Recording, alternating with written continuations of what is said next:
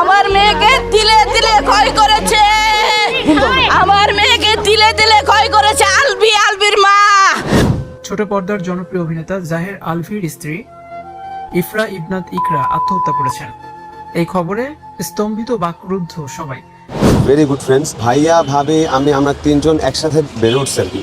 আপনারা সবাই জানেন ভাইয়া ভাবির বিয়েটা অনেক আর্লি এজে হয়েছে। ডিএসএস এর বিরুদ্ধে আমরা আজকে সকাল 11টার দিকে আমরা তথ্য পাই। ছোট পর্দার জনপ্রিয় মুখ জাহের আলভি, যার অভিনয়ে মুগ্ধ ছিল বাংলার অসংখ্য দর্শক। পর্দায় তিনি ছিলেন প্রাণবন্ত ও প্রশংসিত একজন অভিনেতা। কিন্তু সেই আলো ঝলমলে পর্দার আড়ালে কি লুকিয়েছিল কোনো অজানা গল্প? ইতোমধ্যেই জানা গেছে, জাহের আলভির স্ত্রী নিজেই নিজের জীবন শেষ করেছেন। এ ঘটনায় শোক নেমে আসে পরিবার ও ভক্তদের মাঝে। তবে ঘটনার এখানেই শেষ নয়, নতুন করে মোড় নিয়েছে এই মামলা। তদন্তের অগ্রগতিতে উঠে আসছে নানা প্রশ্ন ও নতুন তথ্য। সবশেষে জানা যাচ্ছে, এই ঘটনার প্রেক্ষিতে গ্রেফতার হচ্ছেন অভিনেতা আলভি। কী কারণে এমন সিদ্ধান্ত? ঠিক কী বলছে তদন্ত সংশ্লিষ্টরা? ঘটনার পেছনে আসল সত্য কি? চলুন বিস্তারিত জানতে দেখে নেই পুরো ভিডিওটি। আমার মেয়েকে তিলে তিলে ক্ষয় করেছে আলভির মা। সুইসাইড ও কোনোদিন করার কথা না। তিথি মেয়েটার নাম, তিথির সাথে ওর রিলেশনশিপ আছে, ইকরা আগে থেকে সন্দেহ করতো। রূপালী পর্দার জনপ্রিয় মুখ জাহের আলভি, যার অভিনয় মুগ্ধ ছিল হাজারো মানুষ। কিন্তু সেই পর্দার আড়ালে কি লুকিয়েছিল এক ভয়ঙ্কর প্রতারণার গল্প? নিজের স্ত্রীর অস্বাভাবিক মৃত্যু আজ পুরো দেশকে স্তব্ধ করে দিয়েছে। পরকীয়া আর ভালোবাসার নামে ছলনা কি কেড়ে নিল ইকরার প্রাণ? সোশ্যাল মিডিয়ায় প্রতিবাদের ঝড়। সবাই চাইছেন অভিনেতার কঠোর শাস্তি। মৃত্যুর আগে ইকরা কি কোনো সংকেত দিয়ে গিয়েছিলেন আমাদের? আজকের ভিডিওতে আমরা উন্মোচন করব এই ঘটনার পেছনের অন্ধকার দিকগুলো। সত্য কি চাপা থাকবে, নাকি বেরিয়ে আসবে আলভির আসল চেহারা? জনপ্রিয় অভিনেতা জাহের আলভির স্ত্রীর মৃত্যুর সংবাদে মুহূর্তেই থমকে যায় নেট দুনিয়া। সবাই জানত তাদের সুখের সংসারের কথা, কিন্তু বাস্তবতা ছিল সম্পূর্ণ ভিন্ন। এই মর্মান্তিক মৃত্যু স্বাভাবিক কোনো দুর্ঘটনা, নাকি সুপরিকল্পিত কোনো মানসিকভাবে চাপ? সাধারণ মানুষ থেকে শুরু করে ছবি জঙ্গন সবাই এখন এই রহস্যের উত্তর খুঁজছে। ইকরার চলে যাওয়া আমাদের সমাজের এক গভীর ক্ষতকে আবারও সামনে এনে দাঁড় করিয়েছে। ইকরা আর আলভির সম্পর্কের শুরুটা ছিল অনেক স্বপ্ন আর ভালোবাসা নিয়ে, কিন্তু সেই রঙিন স্বপ্নগুলো যে ধূসর হয়ে যাবে তা কেউ বুঝতে পারেনি। অভিযোগ উঠেছে আলভি দীর্ঘকাল ধরে পরকীয়া প্রেমে লিপ্ত ছিলেন অন্য কারো সাথে। এই সম্পর্কের টানে তিনি নিজের স্ত্রীকে অবহেলা আর মানসিক নির্যাতন করতে থাকেন। ইকরা বারবার চেষ্টা করেছিলেন সংসারটি টিকিয়ে রাখতে, কিন্তু প্রতিদান পেয়েছেন শুধু অবজ্ঞা। ভালোবাসার মানুষের এমন বিশ্বাসঘাতকতা সহ্য করা যে কারো জন্য অসম্ভব হয়ে পড়ে। পরকীয়া একটি সাজানো সংসারকে কিভাবে ধ্বংস করে দেয় তার জ্বলজ্বন্ত উদাহরণ এটি। আলভির জীবনে তৃতীয় ব্যক্তির প্রবেশ ইকরার মানসিক প্রশান্তি কেড়ে নিয়েছিল পুরোপুরি। যখন বিশ্বাস ভেঙে যায়, তখন বেঁচে থাকার ইচ্ছেটাও ধীরে ধীরে শেষ হয়ে যায়। অভিযোগ রয়েছে যে আলভি তার নতুন প্রেমিকার প্ররোচনায় ইকরার উপর চাপ সৃষ্টি করতেন। এই পরকীয়ার ফাঁদে পড়ে আলভি নিজের নৈতিকতা আর দায়িত্ববোধ বিসর্জন দিয়েছিলেন, যার চূড়ান্ত পরিণতি হিসেবে আজ আমাদের সামনে ইকরার নিথর দেহ। ইকরা কেন আত্মহত্যার পথ বেছে নিলেন তা নিয়ে এখন চলছে কাটাছেঁড়া। এটি কেবল একটি মৃত্যু নয়, বরং বছরের পর বছর জমে থাকা ক্ষোভের বহিঃপ্রকাশ। একজন নারী তখনই চরম পথ বেছে নেন যখন তার সব পথ বন্ধ হয়ে যায়। তিনি হয়তো চেয়েছিলেন আলভি ফিরে আসুক তার পুরনো ভালোবাসার কাছে, কিন্তু দিনের পর দিন অবহেলা আর প্রতারণা তাকে ঠেলে দিয়েছে অন্ধকারের দিকে। ইকরার ডায়েরি বা শেষ বার্তাগুলো হয়তো অনেক লুকানো সত্য বলে দেবে। খবরটি পাওয়ার পর থেকেই ফেসবুক এবং ইউটিউব উত্তাল হয়ে উঠেছে সর্বস্তরের মানুষের মন্তব্যে। নেটিজেনরা কোনোভাবেই এই অন্যায় মেনে নিতে পারছেন না এবং তীব্র নিন্দা জানাচ্ছেন। #JusticeForIkra লিখে হাজারো পোস্ট শেয়ার হচ্ছে প্রতি মুহূর্তেই। সাধারণ মানুষ থেকে শুরু করে ইনফ্লুয়েন্সাররা আলভির বিচারের দাবিতে একাত্মতা প্রকাশ করছেন। সোশ্যাল মিডিয়া আজ বিচার পাওয়ার এক বিশাল প্ল্যাটফর্মে পরিণত হয়েছে। এই ঘটনার পর সবাই বলছেন, সেলিব্রিটি হলেই আইনের ঊর্ধ্বে থাকা যায় না কোনোভাবেই। সবার মুখে এখন একটিই দাবি, আর তা হলো অভিযুক্ত আলভির দৃষ্টান্তমূলক শাস্তি। তিথির বাবা দিন মোহাম্মদ, তার মা অলরেডি ডিভোর্স, বাবা এক জায়গায় থেকে মা এক জায়গায় থাকে। খুবই ভঙ্গুর ফ্যামিলি, এবং সে এর আগে একটা পরক্রিয়া করছে। পরক্রিয়া করে 2টা বাচ্চা সহ একটা ছেলেকে সে বিয়ে করছে মেনে নিয়ে। ডেট কি মনে নেই, আপনাদেরকে জানাতে পারবো পরে। সে ওইটাকে করার পরে কিছুদিন করার পরে ওইটাকে সে ডিভোর্স করছে। ডিভোর্স করে সে আরেকটা বিয়ে করেছে, ওখান থেকে সে ডিভোর্স হয়েছে। এইটা প্রায় 2 বছর যাবৎ সে আলাদা বাসা নিয়ে থাকে উত্তরায়, এবং এইখানে আলবি 2 দিন 1 দিন করে করে রাত্রি যাপন করতো, শুটিং এর কথা বইলা বা বিভিন্ন করে।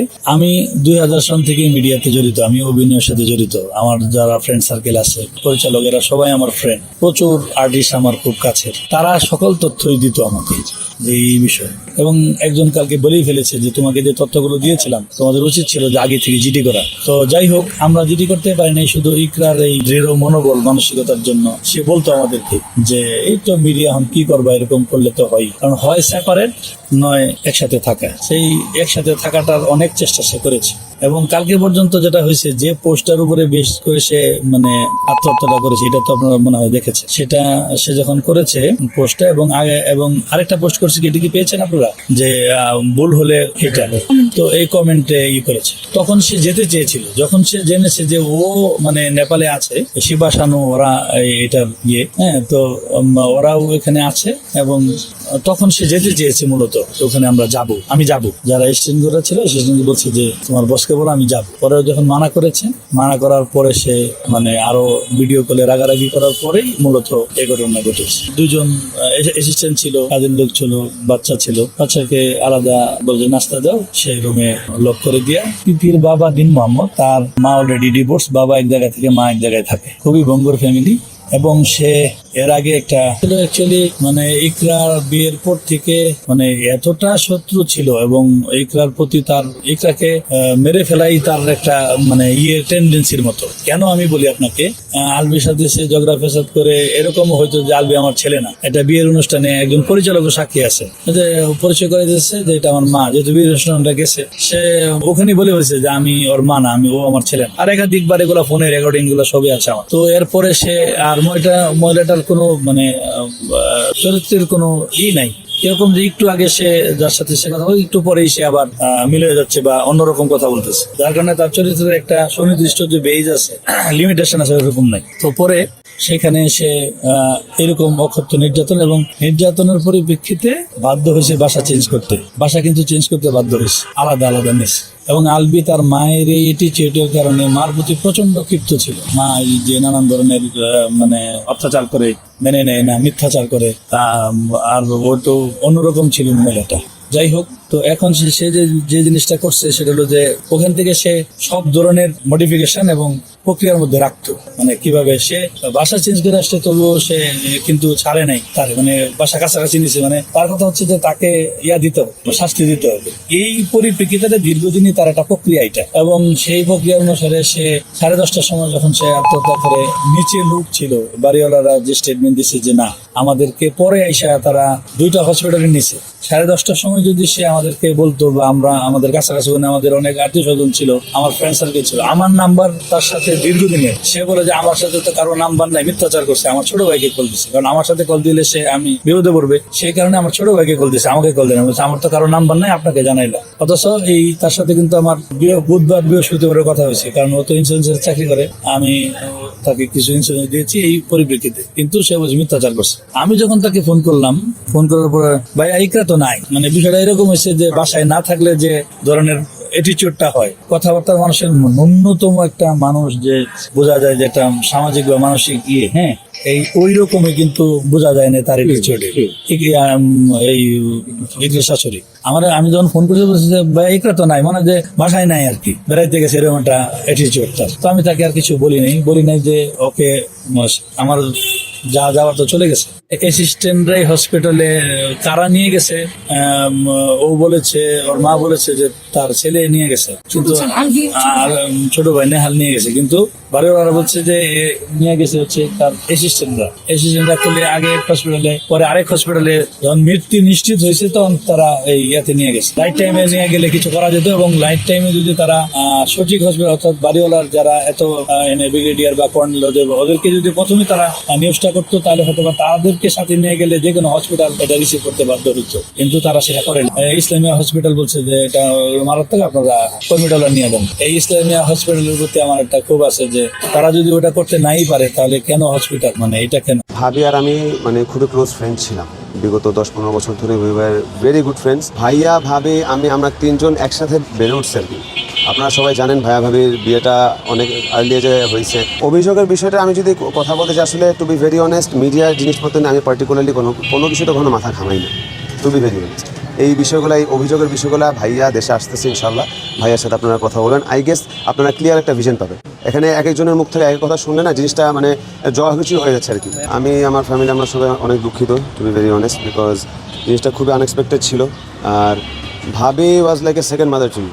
আমার অসুস্থতার সময় আমার ক্যান্সার ছিল, যখন ভাবি আমার জন্য যতটুকু করছে এটা it was like second to none. ওইটার জন্য আসলে আমি মানে আমার মনে হচ্ছে যে আমার লাইফের একটা বিশাল বড় একটা পার্ট চলে গেছে আমার লাইফ থেকে। আর ভাইয়া ভাবি আমরা তিনজন একসাথে বেড়ে উঠছে আর কি। আপনারা সবাই জানেন ভাইয়া ভাবির বিয়েটা অনেক আর্লি এজে হয়েছে। So all of us like grew up together. এই জিনিসটা আসলে আমি মানে বলে এটা আমার ভাষার বোঝানোর মতো নাই, what I am feeling right now. But এতটুকু বলবো, আপনারা সবাই একটু দোয়া করবেন সবার জন্য, আমার ভাবির জন্য দোয়া করবেন, আমার ফ্যামিলির জন্য, ভাবির ফ্যামিলির জন্য, সবার জন্য দোয়া করবেন। অভিযোগের বিষয়টা আমি যদি কথা বলতে চাই, আসলে টু বি ভেরি অনেস্ট, মিডিয়ার জিনিসপত্র নিয়ে আমি পার্টিকুলারলি কোনো কিছু তো কোনো মাথা ঘামাই না, টু বি ভেরি অনেস্ট। এই বিষয়গুলো, এই অভিযোগের বিষয়গুলো ভাইয়া দেশে আসতেছে ইনশাল্লাহ, ভাইয়ার সাথে আপনারা কথা বলবেন, আই গেস আপনারা ক্লিয়ার একটা ভিশন পাবেন। এখানে এক একজনের মুখ থেকে এক কথা শুনলে না জিনিসটা মানে জগাখুচি হয়ে যাচ্ছে। রিজিককে আমি বলবো, অনেকে বলতেছে যে ভাইয়া মানা করছে অথবা আমার মা আটকা রাখছে, সামথিং লাইক দ্যাট। আমি এটা একটু ক্ল্যারিফাই করতে চাই, সেটা হচ্ছে যে রিজিকের বিষয়টাতে আমি এখানে কিছুটা বাধা দিছি। কেন আমি বলি, বিকজ রিজিক ওর মাকে যদি এই পরিস্থিতিতে দেখে, the first thing he will ask for is his father. ভাইয়াকে ও খুঁজবে, যেটা ভাইয়া বর্তমানে প্রেজেন্ট নাই। আর আমি পার্টিকুলারলি চাচ্ছিলাম না রিজিক এরকম মিডিয়া একটা এক্সপোজারে আসুক, বিকজ ছেলেটা এত কম বয়সে এরকম একটা অ্যাক্সিডেন্টের মধ্যে দিয়ে যাচ্ছে। সো অবভিয়াসলি অলরেডি ট্রমাটিক একটা সিচুয়েশনের মধ্যে আসে। তো আই ডোন্ট থিঙ্ক এটা ওর জন্য বেনিফিশিয়াল হতো, ওর মেন্টাল হেলথের জন্য এটা বেনিফিশিয়াল হতো। যার কারণে রিজিক আমার সাথেই ছিল, ইটস নট যে পালিয়ে গিয়েছিলাম। মানুষ বলতেছে আমার ফোন বন্ধ ছিল, রাতের পর রাত মানুষ আমাকে ফোন দিচ্ছে, আপনাদের সাংবাদিক থেকে আমার কাছে ফোন আসছে রাতের বেলা। সো আমার ফোন ও কোনো কিছু অফ ছিল না, আমি বাসাতেই ছিলাম, রিজিক আমার সাথেই ছিল। এই জিনিসটা একটা রুমার ছড়াইছে আর কি। বাট আমি আজকে রিজিককে নিয়ে আসছি, রিজিকের সাথে রিজিকের নানা নানু এভরিওয়ান সবাই দেখা করছে, এভরিথিং ওয়াজ ফাইন আলহামদুলিল্লাহ, সবার সাথে দেখা হচ্ছে, কোনো সমস্যা হয়নি। না ইকরাপুর বাসায় ছিলাম না, আমাদের বাসায় ছিলাম, আমি আম্মু আমরা যে বাসায় থাকি। ভাবির বিষয়টা আমি যদি বলি, আমি মেইনলি মূলত আমি অফিসে ছিলাম সকালে।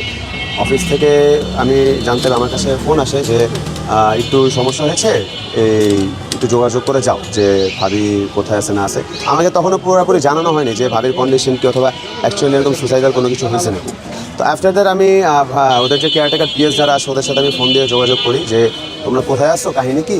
তো ওরা জাস্ট বলছে যে আপনি ভাইয়া কুর্মিটোলা আসেন, তারপর দেখা যাক কী হয়। তো আমি কুর্মিটোলা যেতে যেতে বনানী থেকে ওরাও অ্যাট দ্যাট ভেরি মোমেন্ট ওরাও কুর্মিটোলা পৌঁছে যায়। দেন ওখানে যাওয়ার পরে দ্য রেস্ট ইজ হিস্টরি। আসলে আমার এখানে I have nothing to say. যারা মিডিয়াতে আছে সবাই জানে আমি জাহের আলী ভাইয়ের ভাই। আমার মিডিয়া নিয়ে কখনো কোনো ইন্টারেস্ট ছিল না, এবং এই জিনিসগুলোতে নিয়ে আমার কখনো কোনো ধরনের মাথা ব্যথা ছিল। তো আপনারা যদি আমাকে এই বিষয়ে কোনো কোশ্চেন জিজ্ঞেস করেন, আমি সরি প্লিজ, আমি কিছু বলতে পারবো। পোস্টমর্টমের রিপোর্টটা আমার কাছে আসেনি। কারণ আমি রিজিককে নিয়ে এখানে আসছি, তো আমার কাছে আসেনি। এটাও হয়তো বা ভাবির ফ্যামিলিদের কাছে আসে, এটা আমার হাতে এখন পর্যন্ত। আমি এখন পর্যন্ত টু বি ভেরি আমি কিছু শুনি। মৃত্যুর কারণ আমি যতটুকু মানে মুখে মুখে যতটুকু শুনেছি, আমি কি বলে রিপোর্টটা এখনো পাইনি। মুখে মুখে যতটুকু শুনেছি সেটা হচ্ছে যে এটা সুসাইডাল একটা ইয়ে ছিল। জি, হ্যাঙ্গিংয়ের একটা বিষয় ছিল, আমি মুখে শুনছি এটা। আমি I don't know the actual report, আমার অ্যাকচুয়াল রিপোর্টটা মাথায় নেই। আমি এতটুকু বলবো, ভাবি আর আমি মানে খুবই ক্লোজ ফ্রেন্ড ছিলাম বিগত 10-15 বছর ধরে। We were very good friends. Even আমার কোনো সাইকোলজির কোনো ইস্যু হলে আমি ভাবির সাথে শেয়ার করি, ভাবির কোনো কিছু ভাবি আমার সাথে শেয়ার করি। I am not being biased, but ভাবির সাথে আমার বিগত কয়েক মাসে ভাবির সাথে এরকম কোনো কনভারসেশন আমার হয়নি। হয়েছে আমার ইস্যুস নিয়ে, বাট ভাবির ইস্যুস নিয়ে কোনো ধরনের কোনো কনভারসেশন ভাবির সাথে আমার হয়নি।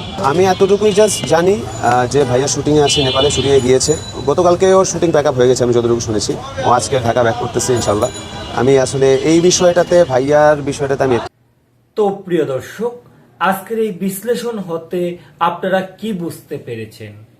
আসলে কি অভিনেতা আলবি এই হত্যাকাণ্ডের সাথে জড়িত? প্রিয় দর্শক, এই বিষয়টি নিয়ে আপনাদের মন্তব্য আমাদের এই কমেন্ট বক্সে কমেন্ট করে জানাতে বলবেন না। আর হ্যাঁ, আপনি যদি আমাদের এই চ্যানেলে নতুন দর্শক হয়ে থাকেন তাহলে অবশ্যই চ্যানেলটি সাবস্ক্রাইব করে বেল বাটনটি অন করে রাখবেন। আজকের মতো এখানে বিদায় নিচ্ছি, দেখা হচ্ছে পরবর্তী কোনো একটি আপডেট নিয়ে। ভালো থাকবেন সবাই, ধন্যবাদ সবাইকে।